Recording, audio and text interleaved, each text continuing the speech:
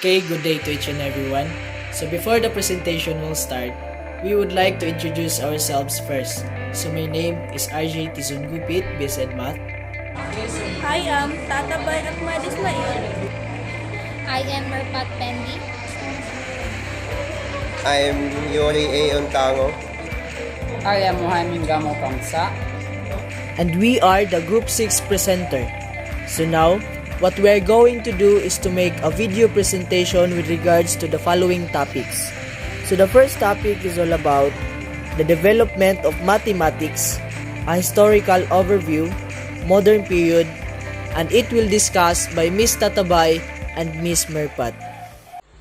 Good day to each and everyone. I am Tatabay Ismail and I am going to discuss the development of mathematics, historical overview, modern period of non-Euclidean geometries.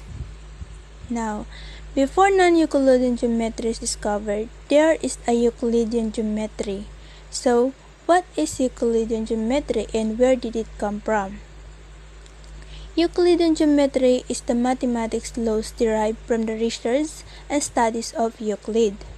Euclid wrote a book called The Elements, which is the second most republished work of literature, only after the Bible.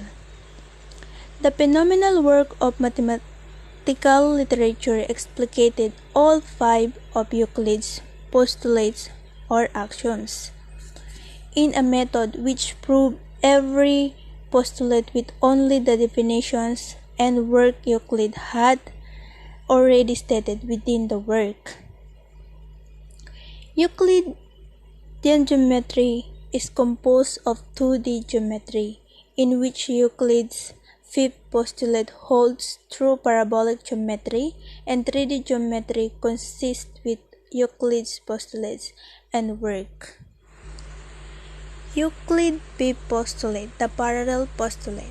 The fifth postulate is very different from the first 4, and Euclid was not even completely satisfied with it. Being that it was so different led people to wonder if it is possible to prove that the fifth postulate is using the first 4. Many mathematicians work with the fifth postulate and actually stumped many of these mathematicians for centuries. It was resolved by Gauss, Lobachevsky, and Riemann. Euclid's fifth and last postulate expressed that 2 lines crossed by a third would be parallel if their respective interior angles had a sum of 180 degrees, and if they did not add to 180 degrees, then the lines would interact at some point. As simple as this postulate seems now, it made Euclid as well as every other mathematician during Euclid's time uncomfortable, as this postulate could not be proven. This postulate was under constant scrutiny from around 300 BC, Euclid's proposed time, to the end of the 18th century. Through this exact span, varies dependent on the factor describing scrutiny. With the essence of Euclid's geometry. Now, what is non-Euclidean geometry? Non-Euclidean geometry is the study of geometry on surfaces which are not flat because the surface is curved. There are no straight lines in the traditional sense, but these distance minimizing curves, known as geodesics, will play the role of straight lines in these new geometries. There is 2 forms of non-Euclidean geometries sprouted from the confusion around Euclid's fifth axiom.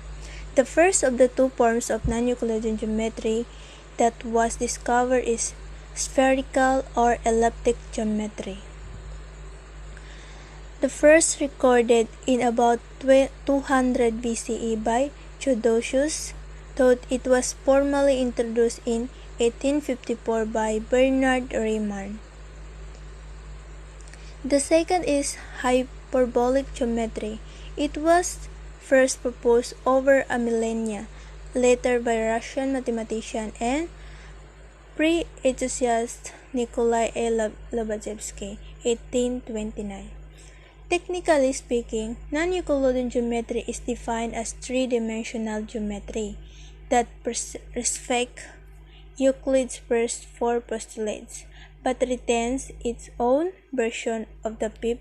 In short, non-Euclidean geometry is defined by the lack of existence of parallel lines. Carl Friedrich Gauss, a German mathematician and physicist who made significant contributions to many fields in mathematics and science, the first who discovered non-Euclidean geometry, but unknown. Janos Bolyai, son of Farkas Bolyai. His contribution to non-Euclidean geometry was his Bolyai Appendix. Third is Nikolai Lobachevsky. In 1829, Lobachevsky also published a work about replacing the fifth postulate. The postulate was there exist two lines parallel to a given line through a given point not on the line. So, why we study non-Euclidean geometry? We study non-Euclidean geometry because the development of non-Euclidean geometry caused a profound revolution not just in mathematics but in science and philosophy as well. The philosophical importance of non-Euclidean geometry was that it greatly clarified the relationship between mathematics, science, and observation. Now, let's proceed to the modern algebra and number theory. Modern algebra and number theory are the two oldest fundamental branches of mathematics that are at the very center of mathematics, even today. Algebra includes the study of structures of solution sets of algebraic equations, structure of permutations, combinations, and transformations. Algebra. The word algebra means many things. The word dates back about 1,200 years ago to part of the title of Al-Khwarizmi's book on the subject, but the subject itself goes back 4,000 years ago to ancient Babylonia and Egypt. It was about solving numerical problems that we will definitely now identify as linear and quadratic equations. Versions of the quadratic formula were used to find solutions to those quadratic equations. Al-Khwarizmi codified the algorithms. Algorithm is a word derived from his name. For solving this equation, he wrote all his equations out in words since symbolic algebra had yet to be invented. Other places in the world also had algebra and developed various aspects of it. The ancient Chinese solved system of simultaneous linear equations and later developed algorithms to find the roots of polynomials of high degree. Various aspects of number theory were studied in China, in India, and by Greek mathematicians. Symbolic algebra was developed in the 1500s. Symbolic algebra has symbols for the arithmetic operation of addition, subtraction, multiplication, division, powers, and roots, as well as symbols for grouping expressions such as parentheses. And most importantly, use letters for variables. Some symbolic algebra was developed in the 1500s. Mathematics flourished in the 1600s. When was modern algebra invented? In 1637, René Descartes published La Géométrie, inventing analytical geometry and introducing modern algebraic notation. Another key event in the further development of algebra was the general algebraic solution of the cubic and quartic equations developed in the mid-16th century. The number theory. The number theory, like geometry, is one of the oldest branches of mathematics. Many mathematicians contributed to its development. The development was particularly driven by the search for a solution of easy-to-formulate problems, but which turned out to be very hard to be solved and often remain unsolved for centuries. This development is continued even nowadays. Euclid of Alexandria summarized in his Elements the contemporary ancient knowledge of mathematics.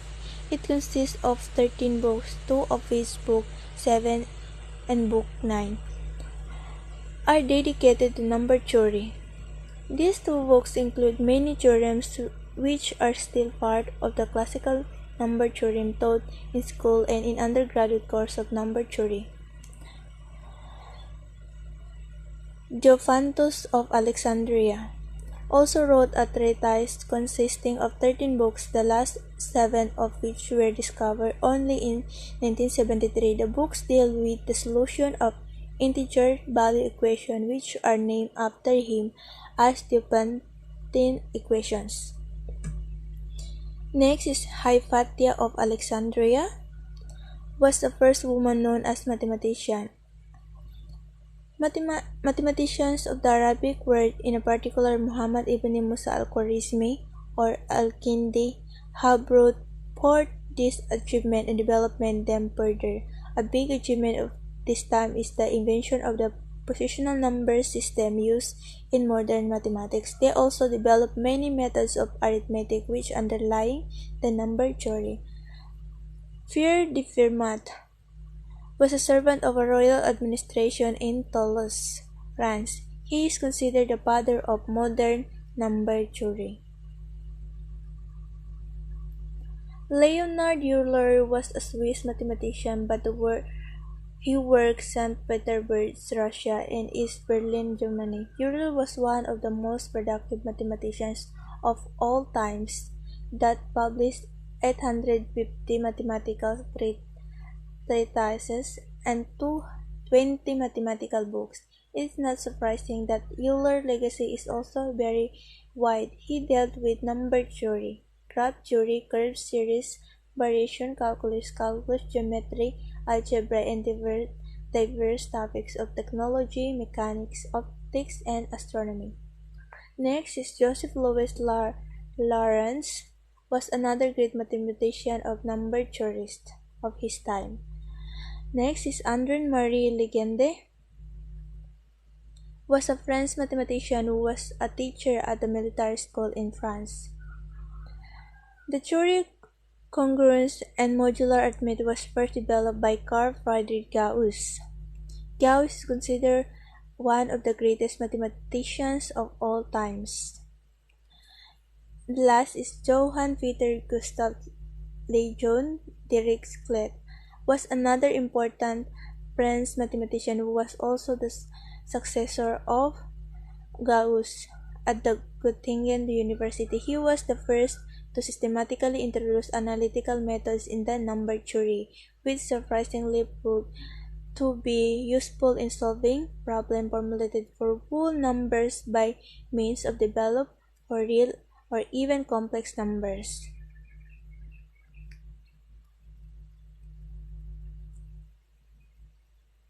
Now, who invented the number theory? Pierre de Fermat entered the mathematics scene in 17th century Europe. His work indicates that he had a similar fascination with the particular case of last theorem of when to that of the Babylonians. Fermat is credited as being the father of modern number theory, the queen of mathematics. So good morning to each and everyone. I am Merpat Pendi, and today I will be discussed the birth of set theory and the of problems in the foundation of mathematics. So first, let us know what is set theory. Set theory is a mathematical theory of the well-determined collection called set of objects that are called members or elements of the set. It is the study of geometry, sequence, probability, and etc. Requires the knowledge of set. So set are used to define the concept of relation and function.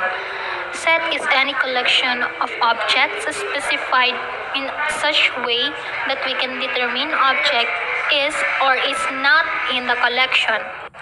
Studying sets help us categorize information. It allows us to make sense of large amount of information by breaking it down into smaller groups. History of set. The theory of set was developed by the German mathematician George Cantor. A single paper, however, founded the set theory. In 1874 by George Cantor on a characteristic property of all real algebraic numbers. However, the modern study of set theory was initiated by the German mathematician Richard Dedekind. So there are 7 types of set.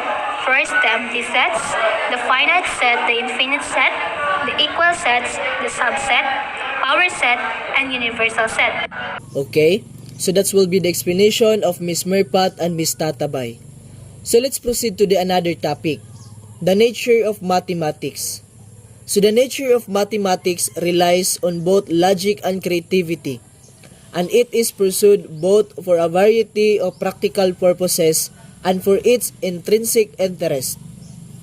For some people, and not only professional mathematicians, the essence of mathematics lies in its beauty and its intellectual challenge.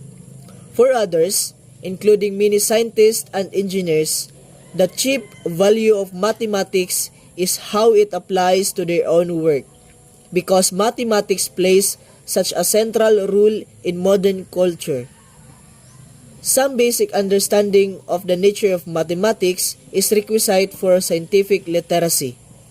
To achieve this, students need to perceive mathematics as part of the scientific endeavor, comprehend the nature of mathematical thinking, and become familiar with key mathematical ideas and skills. Okay, so let's move to the questions. What is mathematics?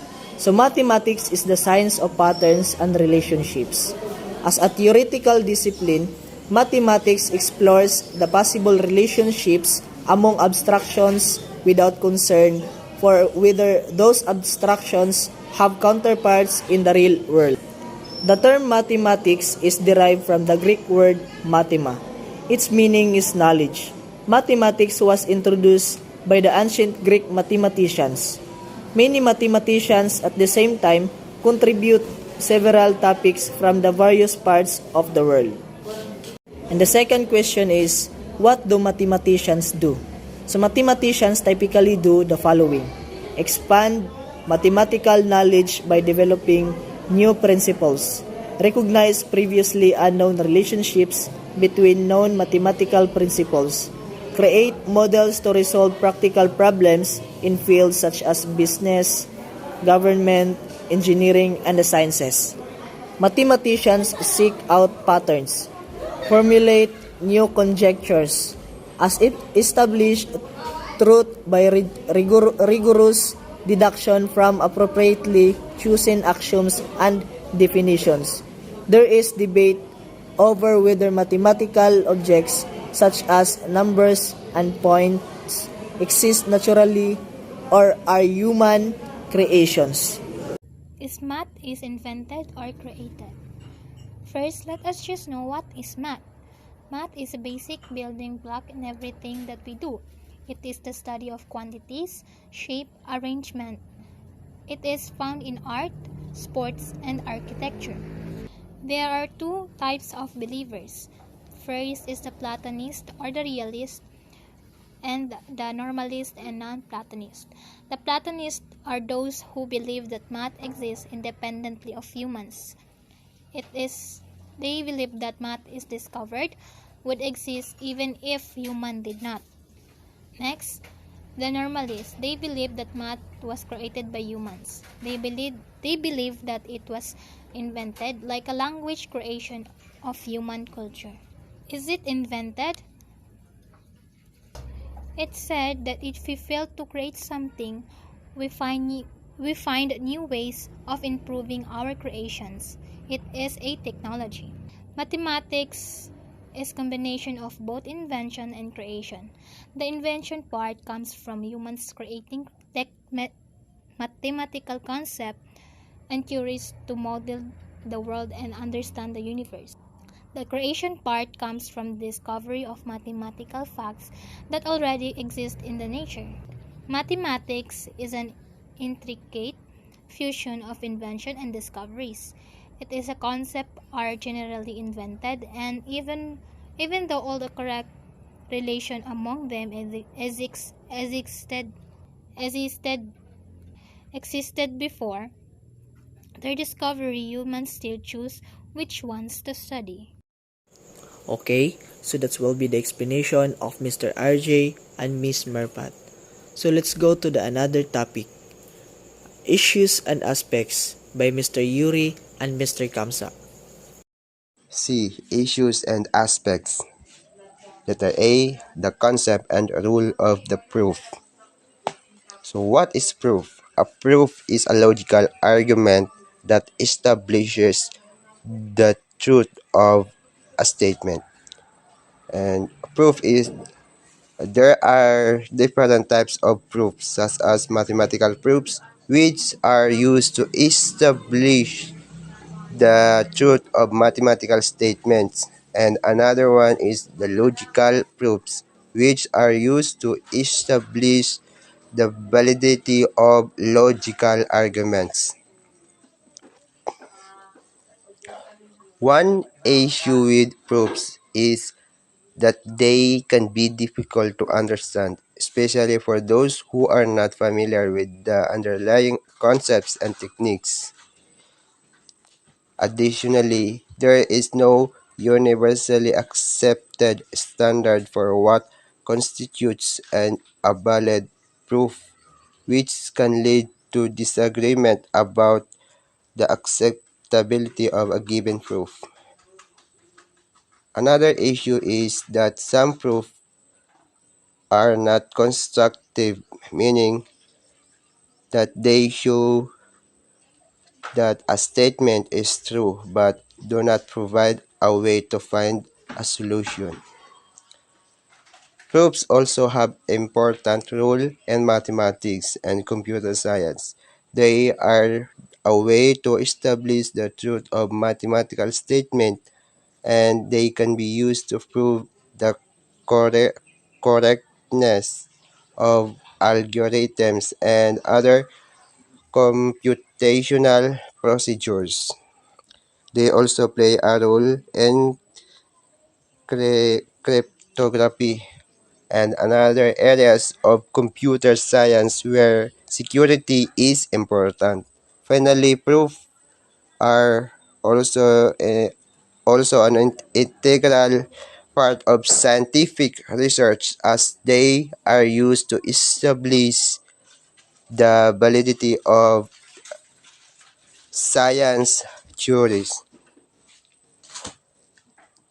In mathematics, a proof is used to establish the validity of a theorem or proposition. The concept of proof is important in many fields, including mathematics, computer science, and philosophy. The issues with proof include their rigor, com- completeness, and complexity. A proof must be rigorous to be considered valid, meaning that it must be logical and use established principles and definitions. However, a proof can also be incomplete, meaning that it only demonstrate the truth of a statement under certain conditions or assumptions. Additionally, proofs can be quite complex, making them difficult to understand or verify. Another aspect of proof is the rule of proof in mathematics. It is essential for advancing mathematical knowledge and understanding. Proof, proof provide a way to verify mathematical statement and to understand the underlying principles and concepts. Additionally, proofs are often used to prove theorems and propositions that serve as the foundation of more advanced mathematical concepts and theories. Proof are also used in computer science in the form of proof of concept, which is demonstration that a certain approach or idea is possible. Additionally, proof of work, which is a type of algorithm used to verify transactions and secure networks, such as blockchain networks. In philosophy, proofs are used to demonstrate the truth of certain philosophical concepts and to support argument. Letter B. Infallibility and certainty in mathematics. The traditional absolutist view is that mathematics provides infallible certainty that is both object and universal. According to this view, mathematical knowledge is absolutely and eternally truth and infallible, independent of humanity at all times, and place in all possible universe. So, what is certainty in mathematics? Mathematical knowledge consists of those mathematical propositions that are the objectively warranted as true or logical valid, and hence can be claimed to be known with certainty. Mathematical warrants are strong, reliable, and promote a belief in the certainty of mathematical knowledge. Infallibility and certainty. The empirical argument. The British philosopher John Stuart Mill in 1808-1873 claimed that our certainty in mathematics arises from a vast number of empirical observation correspondence theory. The analytic argument. If you conclude that math is not empirical, you might think of it as being analytic, i.e., it is something that is true by definition independent of experience. Okay, so that's the concepts and rule of the proof by Mr. Yuri and infallibility uncertainty in mathematics by Mr. Kamsa. So that's all for this video. Thank you and God bless us all.